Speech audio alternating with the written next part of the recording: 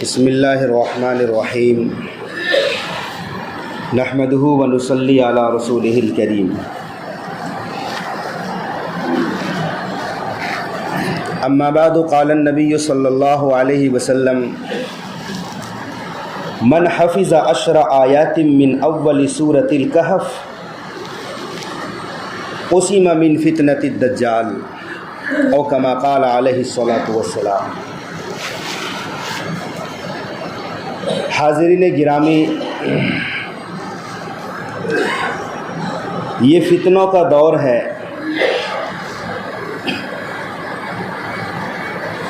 نت نئے فتنے روزانہ اٹھ رہے ہیں، ابھر رہے ہیں۔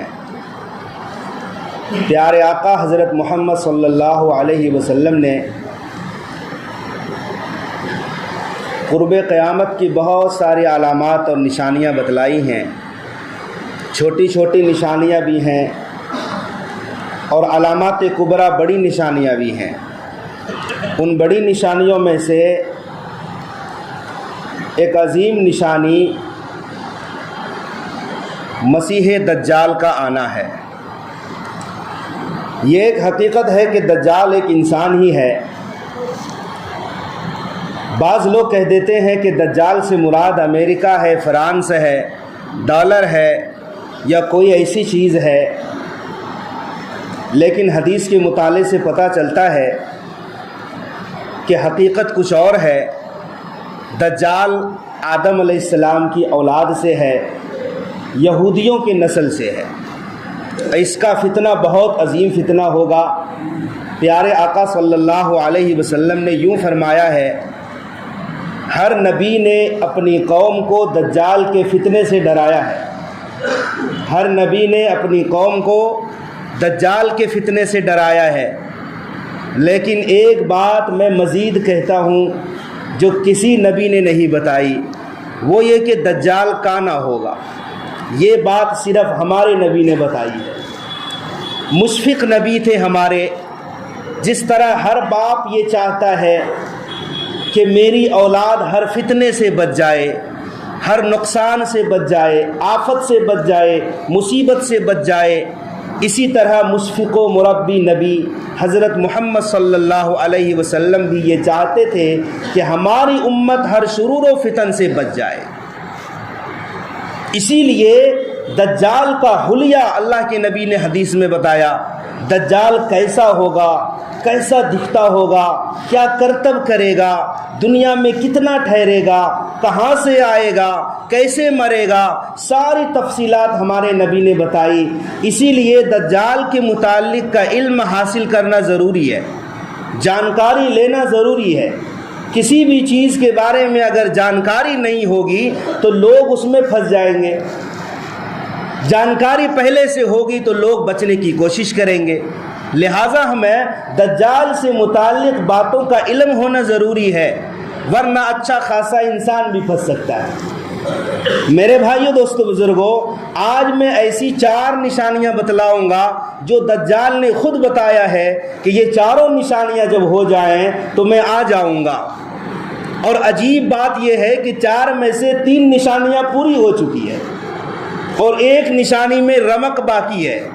اس سلسلے میں چلتے ہیں اس حدیث کی طرف جو حدیث کی مختلف کتابوں میں وارد ہے، چنانچہ سنن ابی داؤد، سنن ترمذی جیسی کتابوں میں سے ایک حدیث اس طرح ہے کہ فاطمہ بنت قیس رضی اللہ تعالی عنہ کہتی ہیں کہ ہم نے اللہ کے نبی کے منادی کی آواز سنی، الصلاۃ جامعہ، نماز تیار ہے۔ ہم بھی جلدی جلدی مسجد میں پہنچے تو ہم نے دیکھا کہ نماز کھڑی ہے۔ فاطمہ بنت قیس فرماتی ہیں کہ میں عورتوں کی صف میں پہلی صف میں کھڑی تھی۔ نماز مکمل ہوئی، اللہ کے نبی منبر شریف پر بیٹھ گئے۔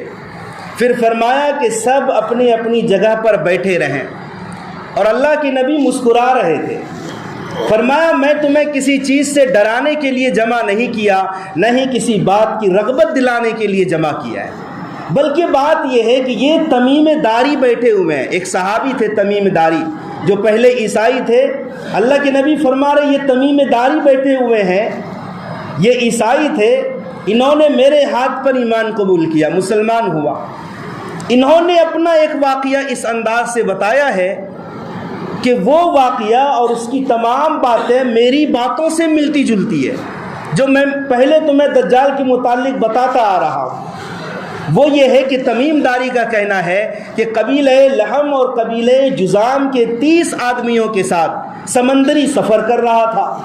1 مہینے تک سمندری لہریں اٹکھیلیاں کرتی رہی ہم سے، 1 مہینے تک ہم اسی موج میں گھرے رہے۔ 1 مہینے کے بعد ہم نے کیا دیکھا کہ ایک جزیرے میں ہم پہنچ گئے، نقشہ معلوم نہیں، راستے معلوم نہیں، ایک اجنبی جزیرے میں پہنچے۔ سورج غروب ہو رہا تھا، ہم نے چھوٹی چھوٹی کشتیوں میں بیٹھ کر اس جزیرے میں داخل ہونا شروع کیا۔ جب ہم وہاں گئے تو ایک عجیب جانور نظر آیا جس کے اتنے گھنے اور بڑے بال تھے کہ اس کا آگا پیچھا نظر نہیں آ رہا، لیکن وہ جانور بول رہا تھا۔ ہم نے کہا کہ کیا بلا ہے، تو کون ہے؟ کہا میں جساسہ ہوں۔ جساسہ کہتے ہیں جاسوس کو۔ تو انہوں نے کہا کہ جساسہ کیا ہے؟ کہا تم اس محل میں چلے جاؤ، وہاں ایک آدمی تمہارا بے صبری سے انتظار کر رہا ہے اور تمہارے متعلق جاننا چاہ رہا ہے۔ تو ہم سب سہم گئے کہ کوئی جن بھوت تو نہیں ہے، لیکن ہم بھی لپکے اس آدمی کی طرف تو دیکھا کہ ایک عظیم الجثہ طاقتور نوجوان ہے۔ ہم نے اتنا طاقتور آدمی کہیں نہیں دیکھا، جس کے بال بھی گھنگریالے تھے اور ٹخنے سے گھٹنے تک زنجیروں میں جکڑا ہوا تھا اور دونوں ہاتھ ملا کے گردن کے ساتھ جکڑے ہوئے تھے۔ تو میں نے پوچھا تو کیا ہے، بلا ہے؟ تو اس نے کہا کہ ہمارے بارے میں تو تمہیں معلوم ہو ہی جائے گا، تم بتاؤ کہ تم لوگ کون ہو؟ تمیم داری کہتے ہیں کہ ہم لوگوں نے بتایا کہ ہم عرب ہیں۔ تو انہوں نے پوچھا کہ تم سب عرب ہو تو ہمیں بتاؤ بیسان کے بارے میں، بیسان کے نخلستان کے بارے میں۔ اب دجال 4 چیزوں کے بارے میں معلومات حاصل کرنا چاہ رہا ہے۔ بیسان کے نخلستان میں کھجوروں کے درختوں میں پھل آتے ہیں یا نہیں؟ ہم نے کہا کہ پھل تو بکثرت آتے ہیں۔ کہا عنقریب نخلستان، بیسان کے نخلستان کے درختوں میں پھل نہیں ہوں گے۔ پھر دوسرا سوال کیا، مجھے زغر کے چشمے کے بارے میں بتاؤ۔ زغر لوط علیہ السلام کی بیٹی کا نام بتایا جاتا ہے۔ جہاں ان کی قبر تھی وہاں پر ایک چشمہ تھا، بعد میں اس چشمے کا نام زغر ہو گیا۔ کہا اس چشمے سے متعلق کیا معلوم حاصل کرنا چاہتے ہو؟ کہا اس چشمے میں پانی ہے یا نہیں، اور لوگ اس چشمے کے پانی سے اپنی کھیتیاں سیراب کرتے ہیں یا نہیں؟ ہم نے کہا کہ پانی ہے اور لوگ سیراب بھی کرتے ہیں۔ کان قریب وہ چشمہ خشک ہو جائے گا۔ پھر دجال نے پوچھا بحیرہ تبریہ کے بارے میں۔ یہ اسرائیل میں واقع ہے، اردن، بحر اردن، دریائے اردن کا پانی بحیرہ تبریہ میں گرتا ہے، جس کے کنارے پر ترکی بھی ہے، لیکن مکمل کنٹرول ابھی سمجھو اسرائیل کا ہے۔ تو بحیرہ تبریہ کا کیا حال ہے، وہاں پانی ہے یا نہیں؟ کہا وہاں بہت پانی ہے، کان قریب وہ پانی بھی ختم ہو جائے۔ 3 سوال ہو گئے۔ چوتھا سوال، کیا امیوں کا نبی آ چکا ہے؟ ہم نے کہا ہاں آ چکا ہے، ہم سب اسی نبی کے ماننے والے ہیں۔ تو کہاں ہے؟ مکے سے ہجرت کر کے یثرب یعنی مدینہ پہنچ چکے ہیں۔ تو عربوں نے کیا کیا؟ عربوں کے ساتھ جنگ ہوئی یا نہیں؟ دجال پوچھ رہا ہے۔ ہم نے کہا جنگ تو ہوئی ہے۔ کہا پھر کیا برتاؤ کیا عربوں نے؟ ہم نے کہا کہ لوگ جوک در جوک اسلام قبول کر رہے ہیں۔ دجال نے کہا ان کے لیے خیریت اسی میں ہے کہ جوک در جوک اسلام قبول کریں، مان لیں ان کو نبی۔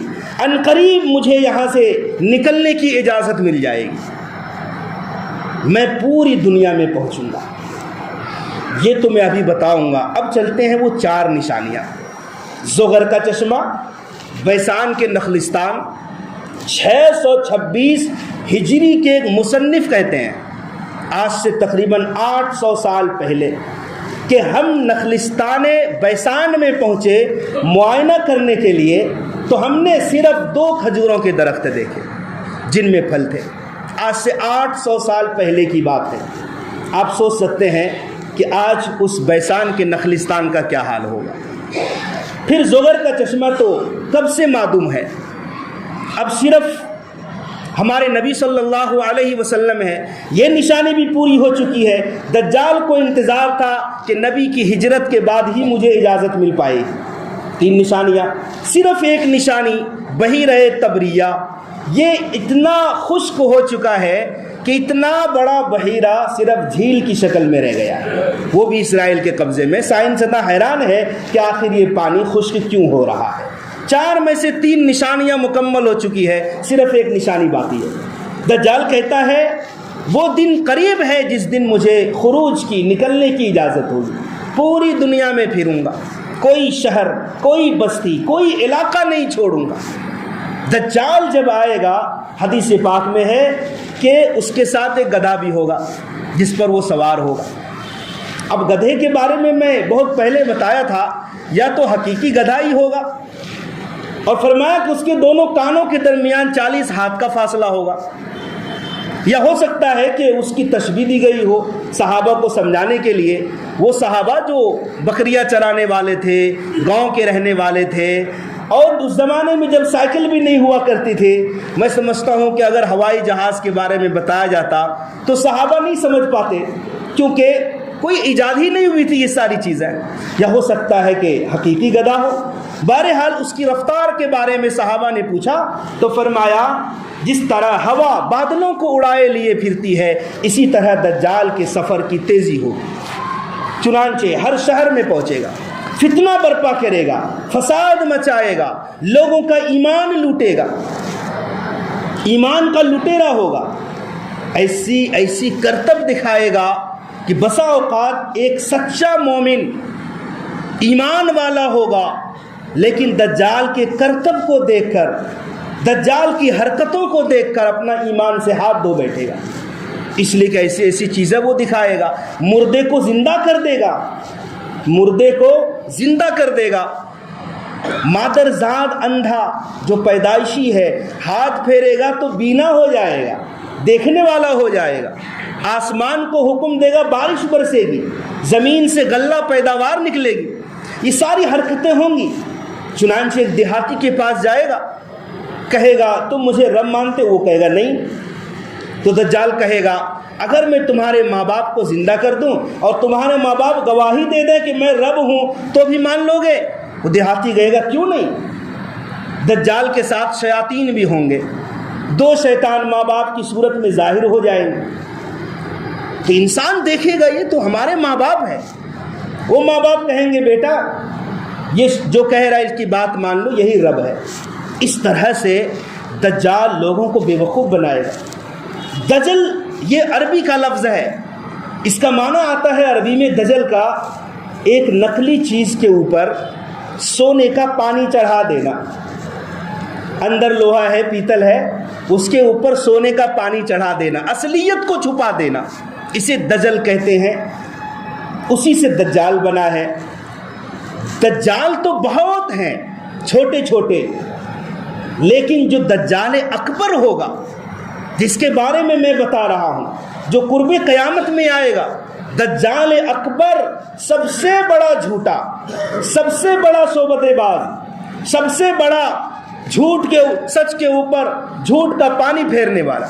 میرے بھائیوں، دوستوں، بزرگوں، انسان دجال کے مکر میں پھنس جائے گا۔ چنانچہ اس کے ساتھ حدیث میں لفظ ہے معہو جنت و نار، دجال کے ساتھ جنت بھی ہوگی، جہنم بھی ہوگی۔ گویا دجال جنت جہنم کو لے کر چلے گا، جو اس کو مانے گا اپنی جنت میں داخل کرے گا، جو کہ در حقیقت وہ جہنم ہوگی، اور جو دجال کو نہیں مانے گا اپنی جہنم میں پھینک دے گا، جو در حقیقت وہ خدا کی جنت ہوگی۔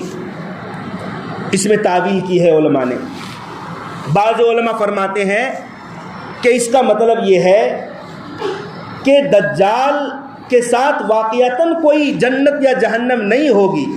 اس کا مطلب یہ ہے کہ جو دجال کو رب مانے گا انعامات کی بارش ہوگی، جو چاہے گا وہ ملے گا، گویا دنیا ہی میں جنت ہوگی اس کے لیے، لیکن جب وہ مرے گا تو اللہ تعالیٰ نے اس کے لیے جہنم تیار کر رکھی ہوگی۔ اسی طرح اس کا یہ بھی مطلب ہے کہ دجال کو جو نہیں مانے گا اس کے ساتھ جہنم ہوگی۔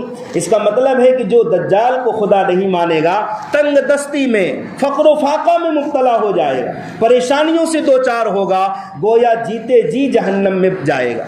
لیکن جب مرے گا تو اللہ تعالیٰ اس کے لیے جنت تیار کر کے رکھے گا۔ ہر شہر میں، ہر چپے میں جائے گا، وہ مشرق سے نکلے گا۔ حدیث کی کتابوں میں دجال کی جو آمد اور خروج کی جگہ بتلائی گئی ہے 2-3 جگہ ہیں، جیسے اصفہان کے یہودیہ نامی بستی سے نکلے گا، دوسری حدیث میں خراسان سے نکلے گا، تیسری حدیث ہے کہ وہ مشرق سے نکلے گا۔ بہرحال دجال کسی نہ کسی سمندر کے جزیرے میں جکڑا ہوا انسان ہے، لیکن جب وہ رب کہے گا اپنے آپ کو کہ میں خدا ہوں، ہمارے آقا مشفق نبی صلی اللہ علیہ وسلم نے نشانیاں تو بہت بتلائی ہے، اپنی امت کو 3 نشانیاں ایسی بتلائی دجال کے بارے میں کہ جب وہ کہے کہ میں رب ہوں تو تم غور کرنا ان 3 باتوں پر کہ تم دجال کو اپنی آنکھوں سے دیکھ رہے ہوگے اور اپنے رب کو نہیں دیکھ سکتے، اپنے اللہ کو جیتے جی دیکھ نہیں سکتے، لیکن تم دجال کو دیکھ رہے ہوگے تو اس کے رب ہونے میں یہ سب سے بڑی جھوٹی بات یہی ہے کہ وہ کہے گا میں رب ہوں، حالانکہ تم دجال کو دیکھ رہے ہو۔ دوسری نشانی یہ ہے کہ دجال ایک آنکھ سے کانا ہوگا اور تمہارا رب کانا نہیں ہے، وہ تو حسین و جمیل ہے، ان تمام عیبوں سے، نقائص سے پاک ہے، اور دجال کانا ہوگا۔ تیسری اہم نشانی یہ ہے کہ دجال کی دونوں آنکھوں کے درمیان کافر لکھا ہوا ہوگا، ایک روایت میں تو کافر ہے اور ایک روایت میں کافارا ہے، دونوں کا معنی ایک ہی ہے، اور اس لکھے ہوئے لفظ کو پڑھا لکھا اور ان پڑھ ہر ایک پڑھ لے گا۔ تو یہ 3 اہم نشانیاں ہیں اس کے رب نہ ہونے کی دلیل میں پیش کی جا سکتی ہے۔ ہر شہر میں پہنچے گا لیکن مکہ اور مدینہ میں نہیں پہنچ پائے گا، مکہ اور مدینہ میں نہیں پہنچ پائے گا، تو جبل احد کے بغل میں دجال ایک پہاڑی پر چڑھے گا اور اپنے لوگوں سے کہے گا لوگوں وہ دکھ رہا ہے احمد کا سفید محل، یعنی مسجد نبوی کی طرف اشارہ کرے، یہی ہے احمد کا سفید محل۔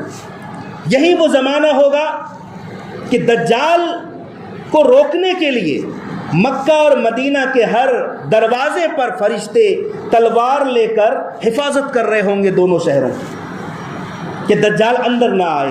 جب بھی دجال اندر جانا چاہے گا اللہ کے فرشتے دجال کا رخ شام کی طرف کر دے گا۔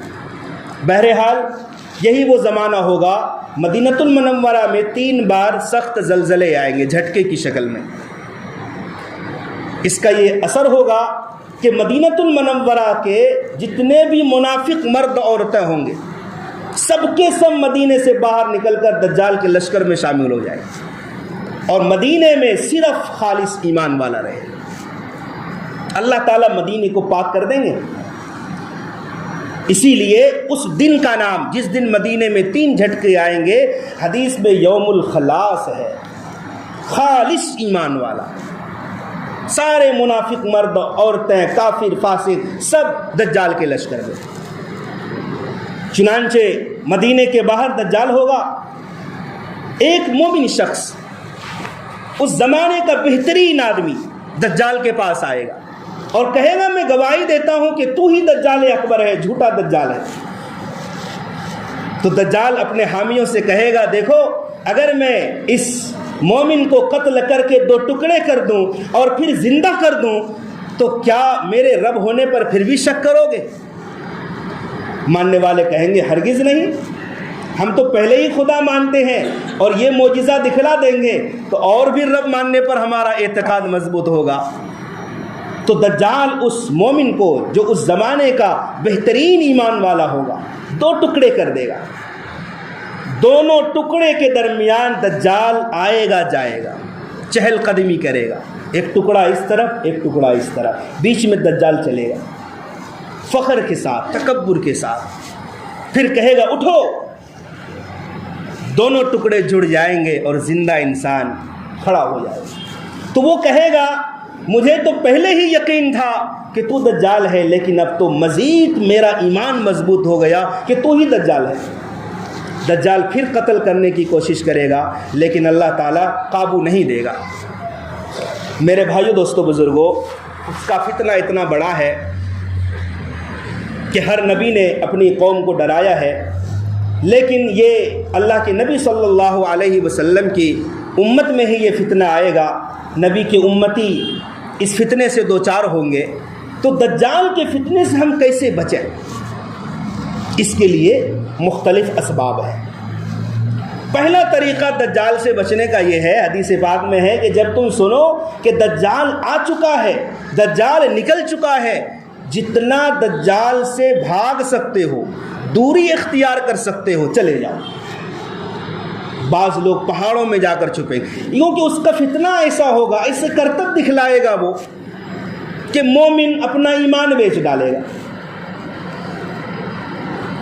تو پہلی چیز یہ ہے کہ دجال سے بھاگنا ہو۔ دوسری چیز یہ ہے، دوسرا طریقہ کہ فتنہ دجال سے بچنے کے لیے اللہ سے دعا کرنی چاہیے، کیونکہ بچانے والا کون ہے؟ اللہ ہی بچانے والا ہے۔ اللہ نہ بچائے تو کوئی بچ نہیں سکتا ہے۔ اسی لیے ہمارے نبی صلی اللہ علیہ وسلم موقع محل کے اعتبار سے اپنی دعاؤں میں فتنہ دجال سے پناہ مانگتے تھے۔ تیسرا طریقہ یہ ہے کہ سورہ کہف کی تلاوت کریں۔ حدیث پاک میں ہے، من حفظ 10 آیات من اول سورۃ الکہف اسم من فتنۃ الدجال، جس نے سورہ کہف کے شروع کی 10 آیات حفظ یاد کر لیا، دجال کے فتنے سے وہ بچ جائے گا۔ ایک دوسری روایت میں سورہ کہف کے اخیر کی 10 آیات ہیں، اور ایک حدیث میں ہے کہ جو شخص ہر جمعہ کو سورہ کہف پڑھے گا وہ بھی دجال کے فتنے سے بچے گا۔ اور چوتھا طریقہ یہ ہے کہ دجال سے اگر بچنا ہو مکمل طور پر تو مکہ یا مدینہ میں چلا جائے، کیونکہ جو مکے اور مدینے میں رہے گا تو دجال کے فتنے سے بچ جائے گا۔ دجال وہاں جا ہی نہیں سکے گا، لوگ تو جاتے ہی نہیں ہیں۔ عجیب حرکت ہے لوگوں کی، بے جا پیسوں کا استعمال کر دیں گے، شادیوں میں اڑا دیں گے، سیر و تفریح میں پیسے برباد کر دیں گے، مکہ مدینہ جانا ہی نہیں چاہتا، گویا ایسا لگتا ہے کہ نفرت ہے ایک طرح کی۔ بھائی اگر اللہ نے وسائل دیے ہیں، مال و دولت دیے ہیں، تو ضرور حج کرو۔ حج کا پیسہ نہیں ہے تو عمرہ کرو، جس کا حج ہو چکا ہے ہر سال عمرہ کرو۔ ترتیب بناؤ، جس کو اللہ نے وسائل دیے، مال دیا ہے، جس طرح ہم ہر چیز کی ترتیب بناتے ہیں، پلاننگ کرتے ہیں، فلاں کام فلاں وقت میں کریں گے۔ ہر سال جو پیسے والے ہیں، مالدار لوگ ہیں، ہماری مسجد میں میں صرف سمجھتا ہوں حاجی عبدالغفار صاحب ہیں، ہر سال تقریباً عمرے پہ جاتے ہیں۔ اللہ تعالی ہمیں بھی ہر سال لے جائے۔ آمین تو بولو بھائی، جاؤ نہ جاؤ تمہارا کام ہے، آمین بول دو، غلطی سے قبول ہوگے چلے جاؤ گے۔ بھائی کیوں ہم توجہ کیوں نہیں دیتے ہیں؟ ترتیب بناؤ۔